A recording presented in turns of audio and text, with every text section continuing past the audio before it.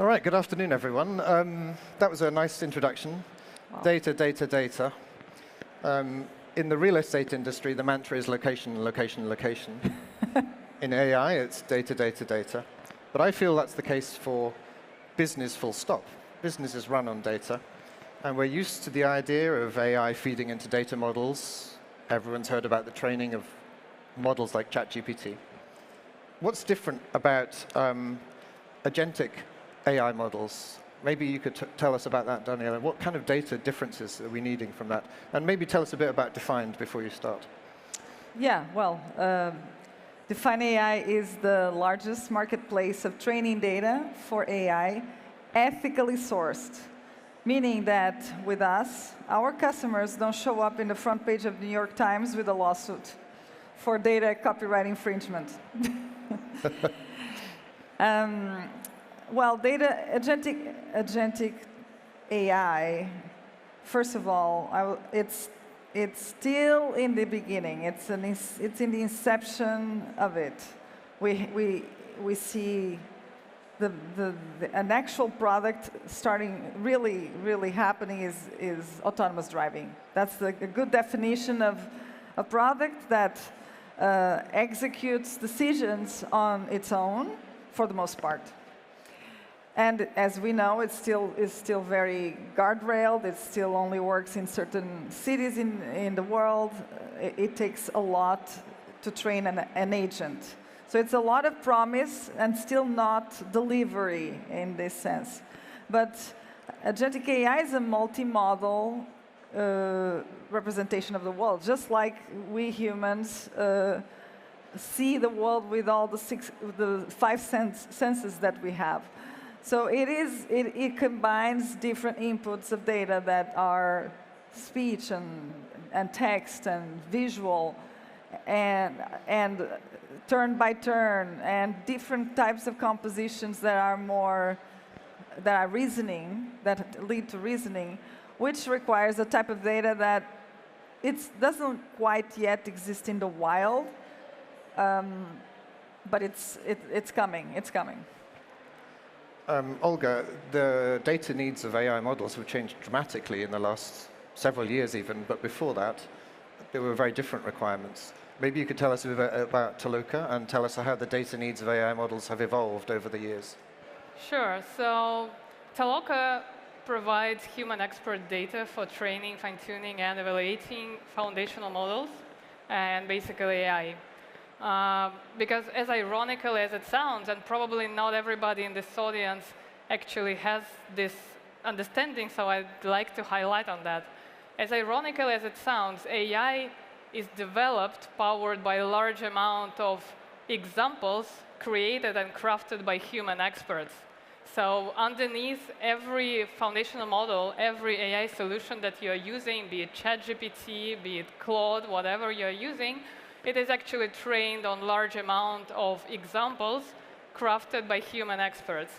And it's interesting that you're mentioning the evolution of AI over the years, because I'd like to compare actually AI with the development of a human developing his or her capabilities, intellectual capabilities over the years. Like 10 years ago, I would say AI was kind of a kid, like 3 years old kid going to kindergarten, not to school. And actually what we've been teaching AI were quite basic fundamental stuff. This is a cat, this is a dog, this is good, this is bad, this is pedestrian, this is a car. And that was the type of the data that has been using to train and develop AI. Then in the era of Gen AI, when ChatGPT came out, I would say our AI kid went to university or to high school. So we actually started teaching it some fundamental academic knowledge.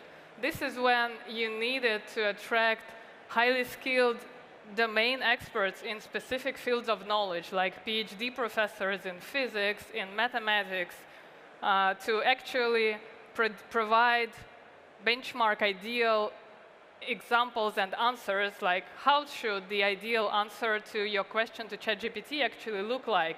So you needed a large amount of human experts to provide you with this ground truth data. And now, with the era of AI agents, our AI kid is actually starting to work in a real job.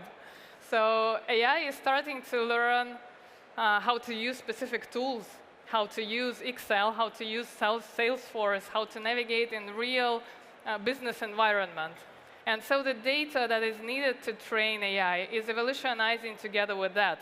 Now we are not only talking about content and text prepared by deeply knowledgeable domain experts. We are also talking about combination of the data and the environments in which this data is produced. Because AI agents, unlike if ChatGPT was actually interacting with a user on one single surface, it was always like a chatbot. Now AI agents are interacting with the user on multiple surfaces. It interacts with your computer. It uses your mail. It uses your programs, your tools, etc. That's why every data item that needs to be produced to fine-tune AI agents actually contains of the environment in which the agent operates, the test case, and the trajectories which these AI agents are following. That moves on very interestingly, because if an enterprise is trying to deploy an agentic system to help their business, they have to rely on the data being meaningful and ethical. And maybe, Daniela, you mentioned ethics just a bit before. What does ethical data mean? Where does it come from? How do you create ethical data to train AI? So first of all, it needs to be consented. And we also do the human-in-the-loop data creation and labeling and annotation. When you're collecting data from a human, the human has to consent, even if the person is being paid has to consent that the usage of their data is going to be training an AI model. So legal documents. It has to be, when you're getting data from an existing data set, for example, film producer, filmmakers, aggregators in a certain country of a certain genre, they produce the content. All the people involved in that movie production have to have consented that that kind of data is going to be trained in an AI model. Sometimes the data needs to be displayed. If you are hiring a voice talent to become the brand voice of a company, that is biometric data that is going to be used of a talent. So actors do that all the time, of course, and they're paid accordingly to that. The consistency and the fair pay of the type of data, plus the display of their data, of their voice, in a way that can be cloned. It's really down to a lot of legal paperwork, the right transparency and traceability to the source, and fair pay. Which again leads on to the very next bit. When you, and Olga, you mentioned this, if you're running a company and you're deploying AI agents to help you, you have to give them access to your email, to your phone records, to even chat messages you might have with your colleagues. What kind of reputational risk is involved with that? Because we know that AI is fallible and hallucinates and makes mistakes. If a company's deploying agentic AI and relying on really intense and private data, what kind of risk are they facing? Well, that is, I think, one of the cornerstone questions of AI agents production right now. That's why what we see from our optics as being the provider of the data to, I would say, different actors on the AI industry, starting with producers of foundational models, such as Anthropic or some others, followed by the producers of Copilot studios, agent factories in different ways they're being called, like from Microsoft, Amazon, Google, providing the customers abilities to create their own agents integrated into ecosystems of the respected companies. And further on towards the enterprises who are using and fine-tuning their agents to amplify the efficiency of their operations. If we are talking about the data, I would say that there are different types of the data that is being used in order to support the fact that the agents are operating efficiently and ethically and according to the guardrails and etc. So on the foundational level, basically everything that we do is we power and we train foundational models with this human knowledge, teaching it the foundational abilities, like to reason, to use the tool views, and so on. And obviously, red teaming and establishing safety evaluations is very important. So on that level, the companies are using like abstract use cases and abstract examples to ensure that their agents are, in theory, working like abstractly on a large amount of abstract use cases are working properly. Then when we go further to more practical use cases, the companies are focusing on more particular use cases, like how these AI agents would interact with the particular application, with, I don't know, Google Drive, with Salesforce, with something else. So a lot of data is used to ensure the proper behavior of the agents interacting with the particular tools and particular solutions. And then on the level of the enterprises, and I do think that that is the part that is still being developed, and I do not think that we are there yet when enterprises are actively fine-tuning AI agents with specific custom data for their needs. But basically, this is when you come down to ensuring that your agent works in accordance to your particular guidelines, your particular policies, it relates to your particular knowledge base, and whatever else. We've said the word data so many times, it's starting to not mean anything. But we have to all agree that not all data is created equal. And actually, if you're training a model, particularly if it's going to go into a business-critical agentic AI process, you need high-quality data. And how does high-quality data get found and used by someone who's deploying AI, Daniela? I would like to go back to not all data is created equally. Okay. Yes.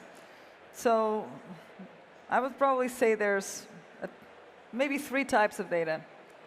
The publicly available data, and I'm saying this between quotes because publicly available doesn't mean free, doesn't mean copyright clear. So that's one thing, right? So there's that.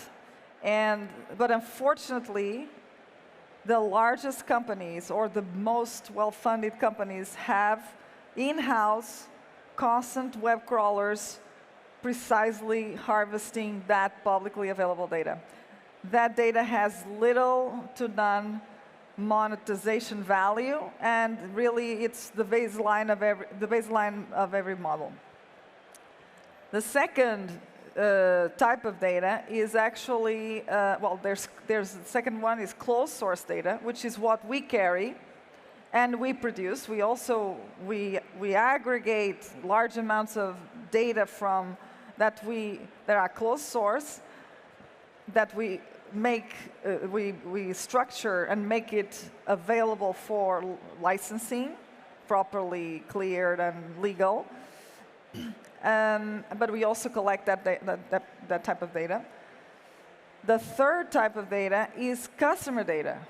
Very important aspect is the data that the enterprises collect from their customers, and that until very recently, and a lot of them still not very clear, or they insert terms and conditions that disguise the use of your data, or you opt in without even knowing what you're opting in pages and pages of documentation there. So that's customer data, which right now, it's been a huge asset to train and personalize models. And finally, you have custom data that you collect like Olga said, to fulfill a specific gap in a model, whether it's a domain-specific gap or a bias model. So this is why all data is not all data built is equal. all different. We've got basically a minute left to tackle perhaps the hardest question. We're on stage in Europe, and regulation about data protection in Europe is much stronger than it is in some other parts of the world, the US, for example. And there's a lot more regulation about deploying AI. What does the role of data regulation have for the future of AI training in Europe, do you think? Maybe Olga could give us an idea here. It's a good question. I do think that it's always important to find a proper balance between regulation and supporting the development. I do think the whole industry, regardless of the country, is trying to find that optimal balance. Obviously, this is not something that can be left completely unregulated because the stakes are high and the responsibility is huge. So the question is how we implement the regulations that are really actionable. And that is a very interesting process to observe and to help the whole industry shape that in a proper form. Daniela? Regulation should not invade privacy. That would be... That should go on a T-shirt. Yeah, exactly. Well, that was very interesting. Thanks very much for helping us talk through some of the very fundamental aspects of training AI models, which is all about data. Thank you. Thank you. Thank you all. Thank you very much.